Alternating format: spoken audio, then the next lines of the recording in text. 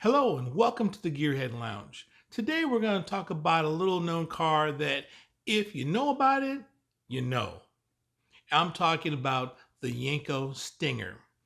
The Stinger was a menacing little car based on the Corvair that was built by Yenko Chevrolet. Before the Yenko Camaro, before the Yenko Chevrolets, before the Yenko Novas, before anything, that was the first car made by Yenko Chevrolet. So step into the lounge and let's talk about the Yenko Stinger.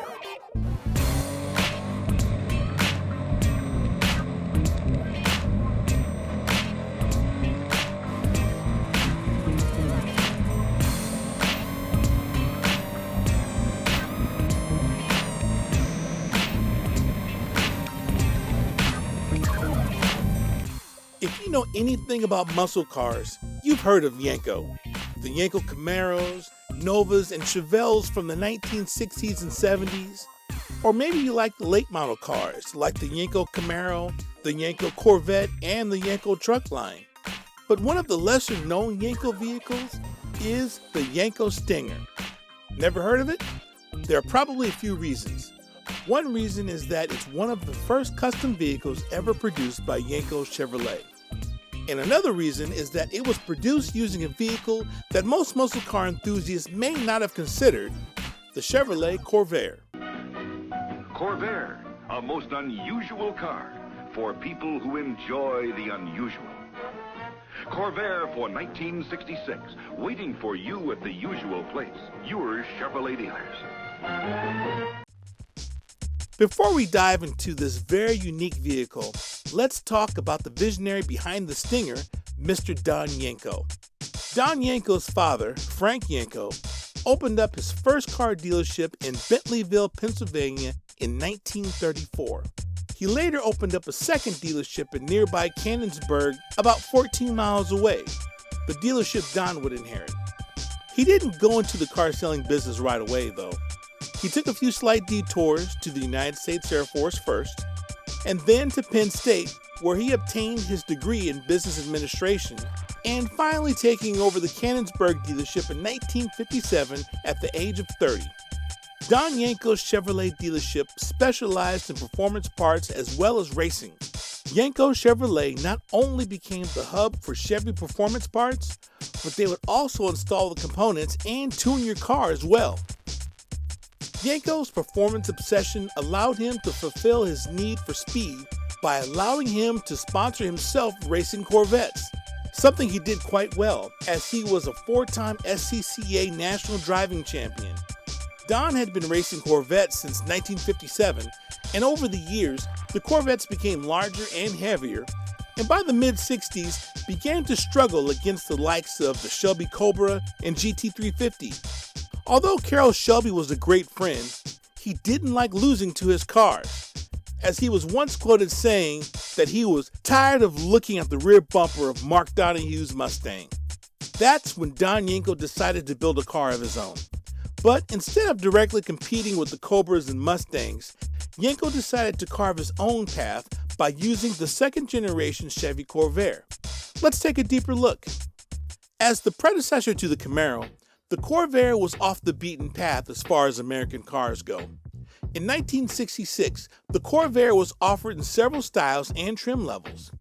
There was the two-door coupe, convertible, and four-door, and trim levels consisted of the Corvair 500, Monza, and the top-of-the-line Corsa.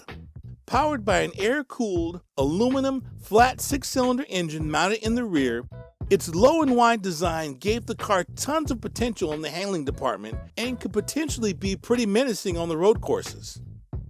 Don saw this potential and decided to apply for SCCA approval of the 1966 Corvair Corsa for racing in D production.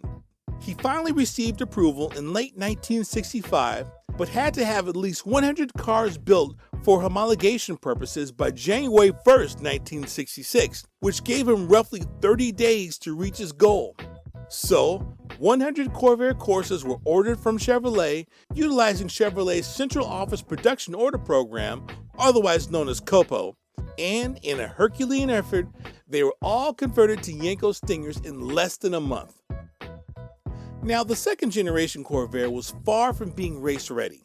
Although the Corvair Corsa was the performance model and could handle, it needed a lot of work in order to be competitive in SCCA racing. For the public, Yenko offered the car in 5 stages. Stage 1, which served as the base for all subsequent stages, began life as a 1966 ermine white Corvair Corsa. From there, the back seat was removed and replaced with a carpeted panel to turn it from a sedan to more of a sports car.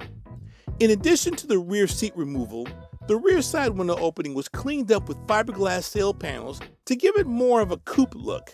Also, a fiberglass rear deck lid with integrated rear spoiler and vents was added. A set of tri-straps were laid down over the top of the car, and the exterior was finished off with 3 Stinger decals, one on the front nose panel and one on each sail panel. Inside, an embossed Stinger decal resided on the glove box door. The stock air-cooled 164 flat-6 engine was given the Stage 1 treatment with the addition of aftermarket connecting rods and bearings, strengthened crankshaft, and a 7-quart finned aluminum oil pan. The air-fuel mixture was handled by specially calibrated carburetors, and the exhaust gases exited via tuned headers that mated to steel-packed mufflers in a dual exhaust system. This setup was good for 160 horsepower, about 20 more than stock. Power was transferred to the ground via a 4-speed manual transmission and a limited slip differential, with 50 cars receiving 355 gears and the remaining 50 with 389 gears. In the handling department, the factory fast ratio steering box was enhanced even more with fast ratio pitman arms, while the master cylinder was swapped out for a dual reservoir unit to complement the factory heavy-duty suspension. Power was transferred to the ground via the factory 13-inch wheels. Stage 2 was everything included in Stage 1, with the addition of a Stinger camshaft with heavy-duty springs and retainers, high-performance cylinder heads that increased compression ratio up to 10-to-1, carburetors modified with vent tubes to limit fuel starvation during hard cornering, notched pistons for valve clearance, polished crankshaft, select fit piston skirts and main bearings, oil control baffle in the oil pan with the addition of a deep sump pickup, high-capacity ignition wires, lightweight flywheel, reduced diameter cooling fan, and a full instrument package. Power for Stage 2 was 175 horsepower.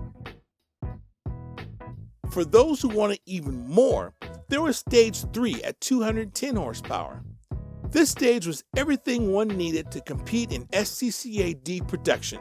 Building on top of Stage 2, this stage included a balanced and blueprint engine with fully ported and polished 10.5-to-1 cylinder heads, honed cylinder walls, full floating forged pistons, and a special recurve distributor.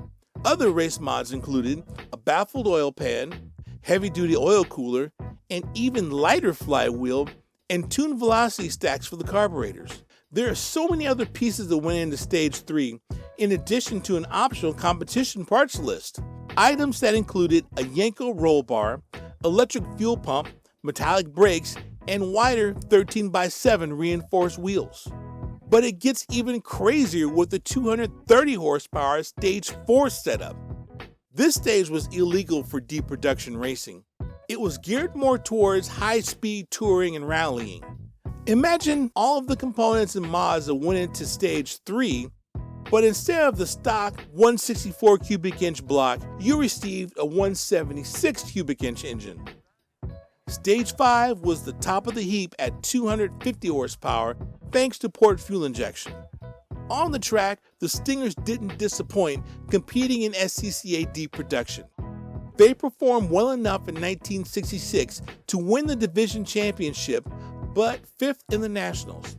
However, the following year, they took it all the way by clinching the D-Class National Championship, beating out sports cars like TVR, Triumph, and Porsche. For the 1967 street models, the Corsa model was discontinued, so all Stingers for that year were based on the Corvair Monza. The new trim level wasn't as performance-oriented as the Corsa model, so a tachometer needed to be added to the package. Also, the 140 horsepower engine, the basis for the 160 Stage 1 package, was discontinued. However, by the time the 14 Copo Corvairs were ordered, the 140 horsepower engines were acquired and custom installed. All cars from here forward came equipped with 389 gears. The color choices were also expanded thanks to a relaxation in the SCCA rules that once required that American competitors' vehicles be white with blue striping, now allow competitors to paint their cars in their sponsor's livery. With that, Stingers were ordered in ermine white, marina blue, or bolero red. After 1967, Stinger production for all intents and purposes came to a halt. With the popularity of the Yenko Camaro coming online, there were no Stingers built for 1968.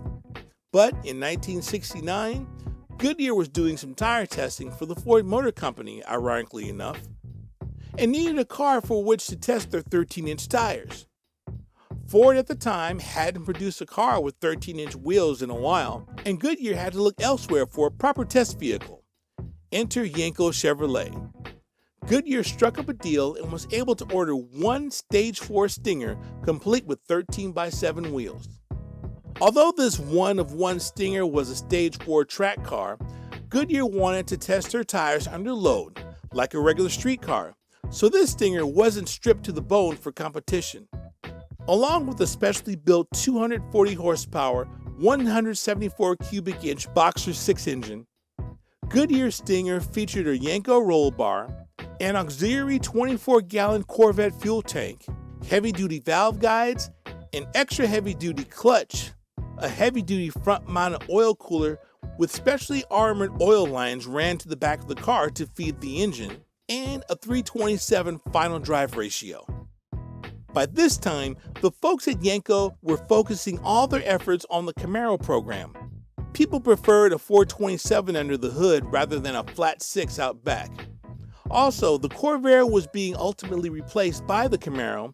It's only logical to refocus the efforts on the model line that was continuing.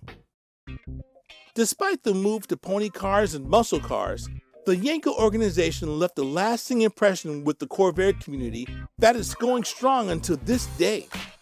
Today, Yenko Stingers are highly sought after and are still raced regularly to their owner's delight. But the Stingers produced by Yenko weren't the only versions out there. Yenko's aftermarket parts list was so extensive, anyone could build their own quote-unquote Stinger. So, the Stinger community also boasts a plethora of home-built Stingers that range from 1965 to 1969. Let's be honest, the Stinger was ahead of its time. It was fast, light, and could carve corners as if it were on rails. A properly set up Stage 4 Stinger with its rear-mounted Boxer flat 6-cylinder engine could beat a Porsche 911 on any given day and cost several $1,000s less while doing it.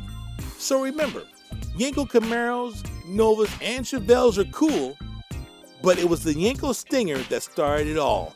A true corner-carving, championship-winning sports car built in America.